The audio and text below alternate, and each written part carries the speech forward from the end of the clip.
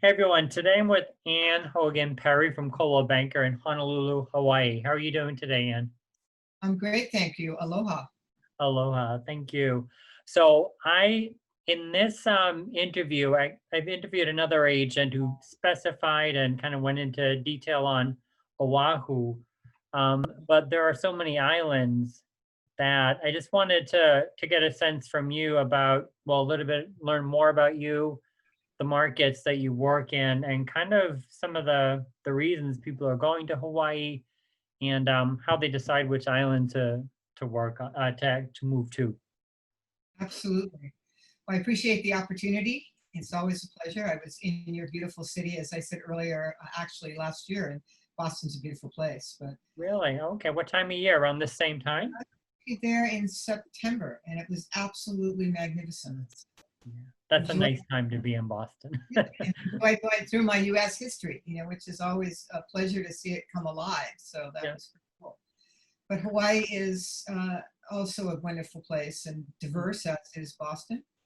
And I am lucky enough to have been born and raised in the islands, and even more lucky to have lived on four of the major islands. We have seven major islands in the chain, and Mhm. they're all very different and have their own personalities. Mm. And that's always the biggest question for people is, what island should I go to? Which is the rainiest? Which has better golf? Which has better social activities? So I've uniquely positioned myself because I bought and I sold, owned, and worked on all the major islands, that I had become a go-to person for the press and also for realtors throughout the United States to help Mhm. their clients. Wonderful. Okay. So are you from Oahu originally, or are you from another island? I was born in Honolulu, and Okay. I was born in the territory of Hawaii. I was born before statehood, so Okay. statehood was about a year after I was born. So raised in Honolulu, and Mhm. it was very much at that time like what you see in the neighbor islands today. So Oh, okay. Awesome.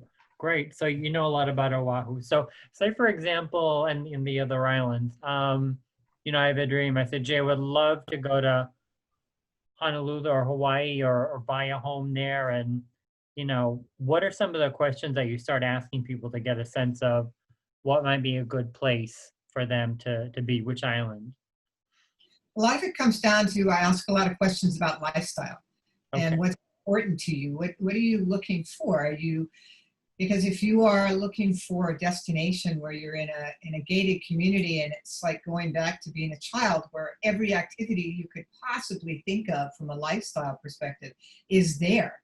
So someone like that, it's going to probably the Big Island, where we have three gated communities with incredible amenities, and you have instant club membership. Mm. So you have the ability to golf or go out in an outrigger canoe, or go fishing on a fishing boat, or just Mhm. sunbathe on a catamaran. Right at your fingertips, a golf cart right away. Mhm. Or you may say, I am very cosmopolitan and I want to be able to go to restaurants and theaters and shows and activities or museums. Then that would be a person for the island of Oahu. Okay. Good. Now, if you're a romantic and you like lush green tropical environment in Jurassic Park, Mhm. then I'd probably say Kauai would be a great place for you to go, because you will see some of the largest sales in Hawaii. We're on the island of Kauai. Mm. Zuckerberg made it very famous when he spent over $100 million purchasing land on the island of Kauai, because you can get large land area. Okay. So that plays into your question. If someone wants large land area and wants ultra privacy, then that's going to give me a lot of clues as to where I can find them large land area. Because Okay. we're an island, we only have so much land. Yeah. Exactly. So if someone were looking to build their dream home in tropical paradise, it's like, okay, so you're going to start with Kauai. Is that probably one of the go-to island then for that kind of buyer, Kauai, so to speak? actually, Kauai is the oldest island in the chain, Okay. and there are the two major resort population areas on Kauai would be Honolulu, or Mm. the Nepali coast, not Nepali coastline. And then Poipu on the drier side of the island, which is where I live. So Mm. if someone wanted large acreage, if Mm. say someone says, I want 100 acres, that's very difficult to find in Honolulu. Mm. You're in the middle of the old sugarcane fields. So if somebody wants large land area and a lot of privacy and a lush tropical Jurassic Park, beautiful and waterfalls, Kauai would be an island to look at. Or on Maui, the coastline going out to Hana. Mm. But with lush tropical, you get rain. And Mm. so you also have to say, when are you coming to Hawaii? Because Okay. if you're coming in the winter, you may not want to be on an island where you're going to have more rainfall in the winter, which would Mhm. send you to the big island. So it comes down to weather, land area. Do you like a sunrise or a sunset? Yeah. That tells me what side of the island to take you to. So Interesting question. You wouldn't think that that would be such an important one, but it makes total sense given what you're saying. So if someone has the idea and they had that, I want to be a lush tropical island. I love sipping Mai Tais on my porch overlooking the sunset. it will help everything that they can tell me about what their, and then, what are their expectations, but more importantly, with those expectations, what are their requirements? So if it's somebody who needs a lot of medical, if they have medical issues and they want to be within 10 minutes of a medical center, then their best choice would be the island of Oahu, because we are the main hospital. We are the Queen's Hospital is the triage center of the Pacific Basin. So we service not just Hawaii, but we're between, because of our geographic location, between the continental United States and the Pan-Pacific Basin. So Mhm. we're in basically an islands in the middle of the sea. Yeah, it's pretty far. I was told it takes about 6 hours to fly to Tokyo and 5 hours to the West Coast. So it's a long ride in the plane. Depends on which direction you're going, because Yeah. when I'm flying to the mainland, it's a lot Mm. shorter. Now I took the direct flight actually I didn't do the direct to Boston, but that's about a 9 or 10 hour flight to Yeah. Boston. Hmm. Exactly. And I know there are direct flights, at least from New York to Honolulu. I don't know if they go direct to any of the other islands because I know I visited Maui once and I know they have a major airport you can just fly right into from Los Angeles or wherever you're coming into. But from Boston, we would probably um, do a changeover. We'll probably fly to New York and then take a 9-hour flight directly, which I think that's pretty good to be able to do a direct flight instead of changing multiple times because it gets a little, hard to deal with, I would think. Well, that's Um, what has changed, is that, well, prior to COVID, there were direct flights every single day from every island. Well, not every island. The main four major islands are going to be Kauai, Oahu, Maui, and Hawaii, and that's in geographic order. mhm. And so those islands over the past, well, all the islands within the last 5 years all had direct flights Mhm. to whether it be Los Angeles, Chicago, or to New York or feeder Atlanta. There's a direct flight once every day out of Kona Airport to Boulder, Colorado. So Mm. you will find their go to the hubs. So for Boston, it would be Chicago, New York, or Atlanta Okay. would be the main hubs coming in. And then change over from there. Okay. So with COVID, they have cut back the direct flights because right now we are under lockdown on Okay. the islands. And so therefore they've adjusted flights accordingly. But we have direct flights to Kona from Tokyo, and we also have direct flights from other areas in the Pacific Basin to not only Oahu, but to Kona and also to Kahului, Maui. Is Kona on the Big Island? Kona is on the Big Island of Hawaii, Okay. and that's the main airport, Kona Airport. Okay. So they've really stepped up flights here, so it makes it easier for people to travel. Well, Awesome. not now, but in normal times. Yeah. So hopefully this will get a little bit more under control with COVID. So say if there were someone who would be really interested in like scuba diving, my son loves to swim, loves to scuba dive. What would be like a good place for that kind of thing? Like if someone calls you up and says, "Hey, I've always dreamed of being able to swim, see marine life." Yep. Would they be going to like the Kauai or the Maui or which You know, one? each island is going to give you that. I mean, every Okay. island is going to, I had some friends that just swam from the island of Kauai last weekend to the island of Niihau, which is a very small privately owned island off the coast of Kauai. Mhm. And these are world-renowned channel swimmers, and they said they saw more wildlife in that channel than they've seen anywhere else throughout the state. So Mhm. every island will have their unique areas to swim, dive, snorkel, surf. Yeah. I will say that the big island of Hawaii Mhm. has, for me, I personally would choose the big island because the way that the ocean floor drops off, you can swim in the heart of Kona off the pier, right in the very beginning of Kona. And Mhm. that's probably one of the most beautiful swims in the world because Mhm. within minutes, it's like being in a giant aquarium with Mm. colors of fish and corals. And there are more active corals, growing of corals on the Big Island than any of the other islands. Fascinating. Okay. Because I remember, I visited Oahu and Maui a while back, and even in the shallower water, it's just, it was like it was being in a different world. It was just so beautiful. We saw the coral, we saw these kind of different kinds of fish around. So we kind of got a sense. It felt like being in a really different place. So coming from New England, where the water is almost always very cold. Mhm. I think it starts to warm up towards the end of August, and then it starts getting cooler out there.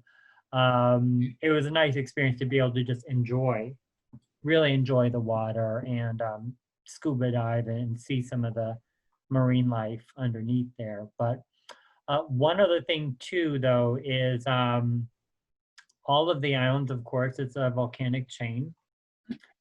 And I think one thing that would have been a nice lifestyle thing would be to go hiking in some of the forests that they have on there. And we didn't get to do that. So all islands have something, like they all have their own trails and such.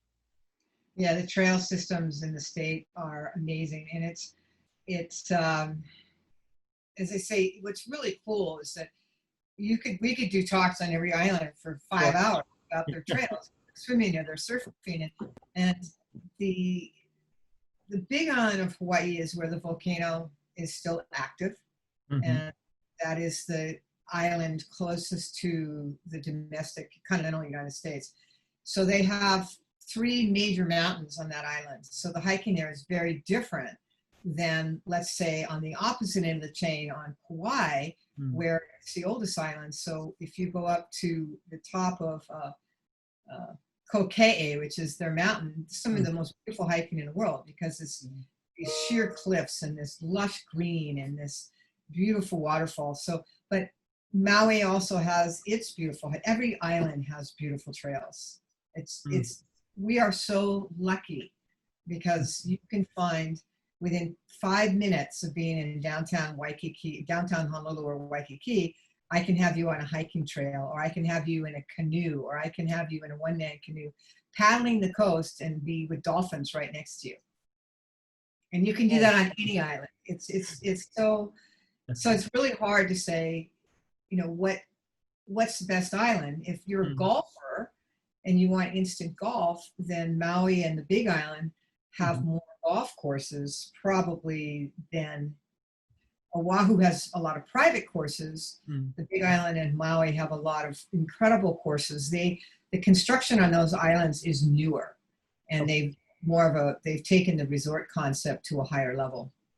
okay. All right. That is good to know then. I hadn't known that about the Big Island having a lot of, it seems almost full service communities where they have all these activities for you. So if you want to go on a vacation to relax, but yet still be kept busy, you can do that in the Big Island at least.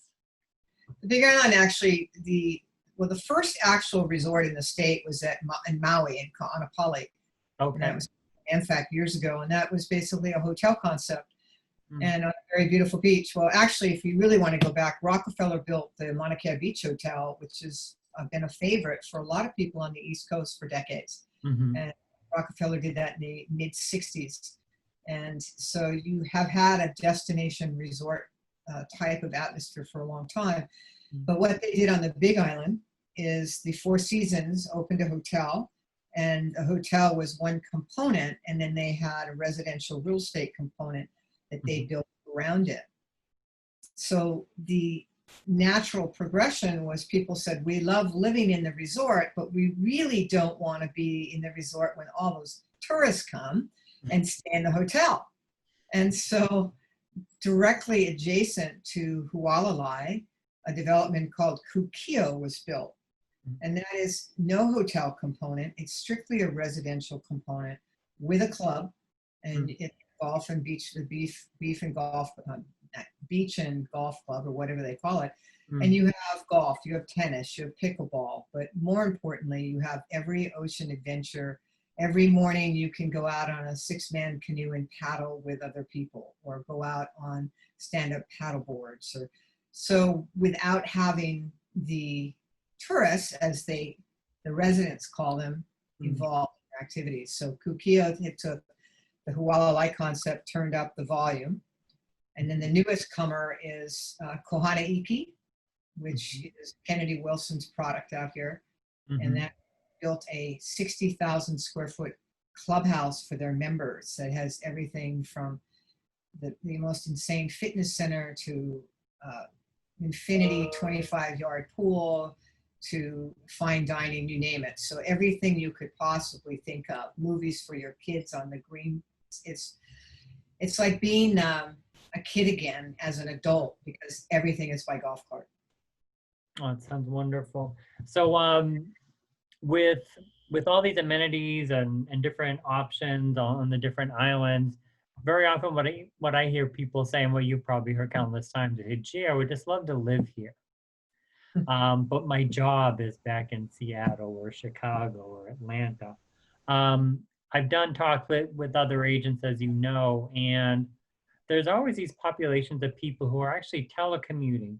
So I'm wondering if you've heard, especially with COVID going on lately, have you heard more people talk and say, gee, we wanted a 2-bedroom condo, but now we're just going to go buy a larger house because we're going to work remotely for a while. Are you seeing any of that happening? We are seeing it. We are having a incredible. So in the first week of COVID, no one knew what to do. Yeah. But what's happened since, but I will tell you, I have a listing on the island of Maui and McKenna, 50/50 McKenna, which is beautiful. And that is adjacent to the Discovery communities. Discovery, I don't know if you have them on the East Coast, but Discovery is a big product in California, in Utah. I think they're in Montana. They're in all over the place, but it's a private club concept also. Okay. So my property happens to be right next door to Discovery. So Okay. the profile of the owner is, I don't want to be in a private house and privacy, but I do not want to, I want the benefits of Discovery. So what happened the second week of COVID is a gentleman who was in the computer business, Mm. who was buying at Discovery, came over to look at the house because it will take him 5 years to build, and he wants to have a house to live in because he will now make that his residence, and he can telecommute anywhere in the world. So the demand for property in Hawaii, that was the start of it. And since then, there have been more homes sold sight unseen by FaceTime chats, FaceTime videos, or through telecommunication than ever in the history of the state of Hawaii. And it's really big, especially on the Big Island and on Maui. Big Island is getting, as I said, Kukio is one of those resorts, and they've had, I can count probably 6 or 8 sales, sight unseen sales. There's also a couple sales on the Big Island where the people actually came to Hawaii, quarantined in place on the house they put into escrow, sight unseen. All right, so they're able to just land and then drive directly to the house and quarantine in place and get all food deliveries in there. But it's not just COVID, okay? Yeah. So let's take it one more step. is that we got the initial thrust from COVID, and Hawaii is seeing the silver lining of the impact of bigger money coming into the state. But unfortunately, with the tragic events that happened in our country, and then with the subsequent civil unrest, that was a second wave of interest in Hawaii. Or it was sort of like another trigger that sent people even more in our direction. Because we are an island, and because you can't drive to us, people felt that it was safe for them. Our population, even though Oahu has a population over 1 million, the outer islands have, not even close to half of that. So they even target Hawaii more because it's more difficult to get here. Therefore, your borders are safer, so to speak. So we are seeing impact from a lot of things. And with more companies not working out of offices, they can be anywhere in the world. Yeah, I think it's going to be really interesting depending on how long this continues. Usually people want to flock to the city because it's where they work, they have all the cultural stuff. But this is really kind of having a bit of a decentralizing effect on real estate. I've heard that even in Boston area, I don't think there's a huge migration out of the city, because what we usually have in Boston is people may move into the city, for lifestyle reasons. Then maybe their family grows a little bit. They need a suburban, house, like 3+ bedroom, 1.5+ bath. So that's usually a driver. But right now, it is a situation where so many more people are working from home. Buyers are starting to assess the homes that they see, keeping in mind saying like, okay, is it one home office? How about 2? So their requirements are changing out here. I think everything out here is a bit more condensed population-wise. So we don't have much more room to spread out because we're pretty much already developed. So we're seeing some requirements change. But it's interesting, the draw to Hawaii, saying that it's a bit removed, so to speak, a little bit more immune from the social impact of what's been going on. You don't have that much kind of an issue out there, which is great.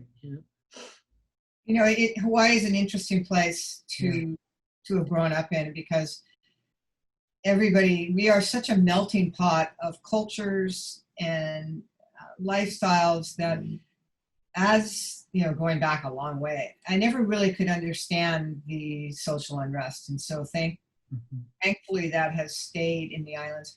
In fact, I had an interesting question from a client who is actually in escrow on a property on the Big Island. He goes, "How's your rioting?" And he was talking about, he was in California.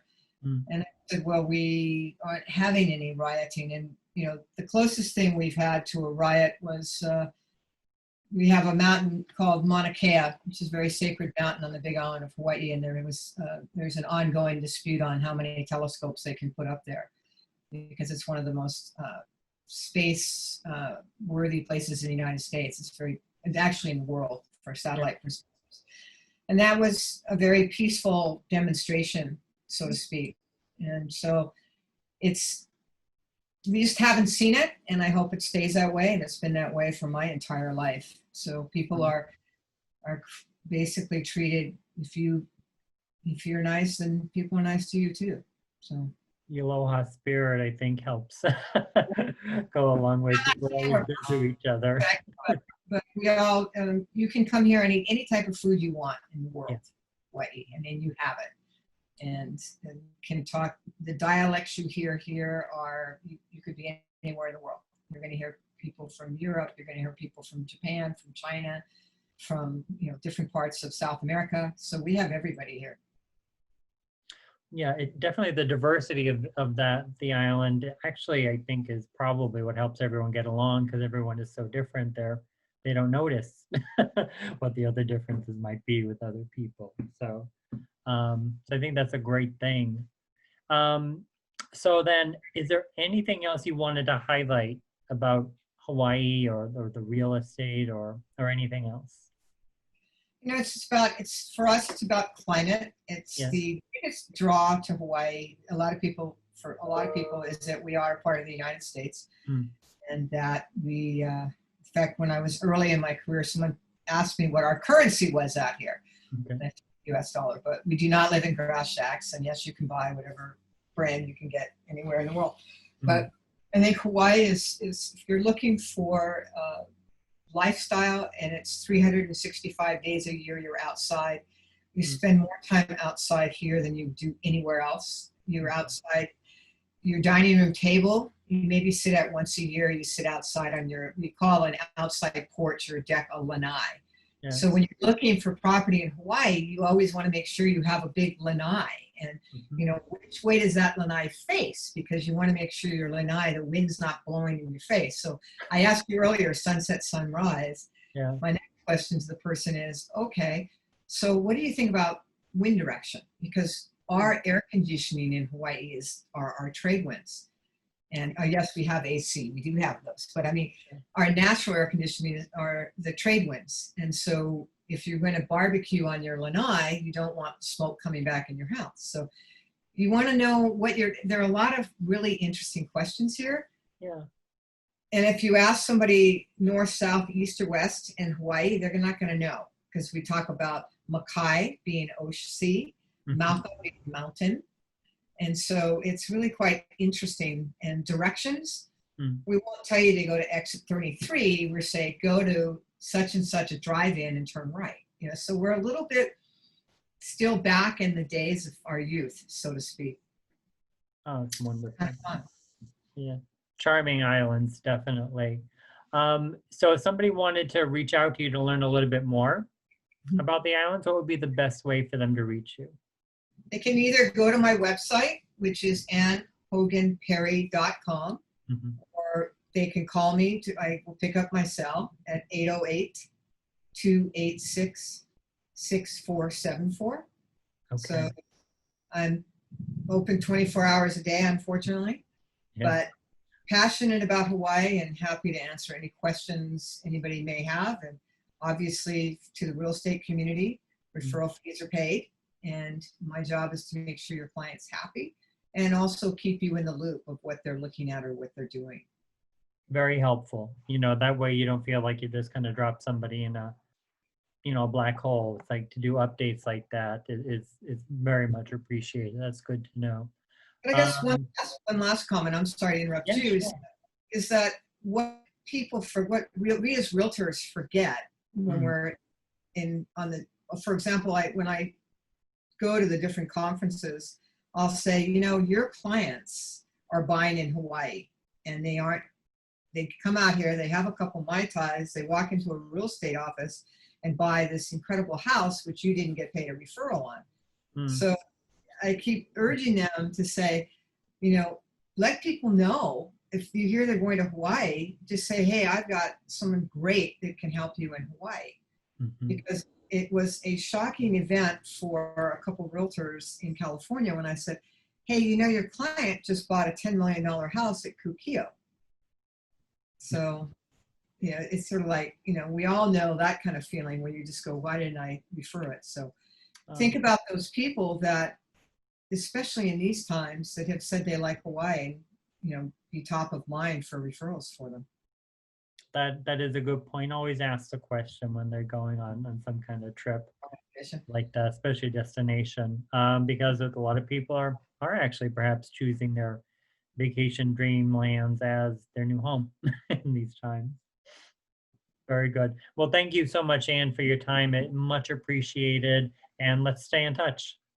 Well, let's get your son out here scuba diving. Yes, you got to get him out there again. And maybe I'll try it too. Thank you. Best to you. Be safe and aloha. Thank you. Bye-bye.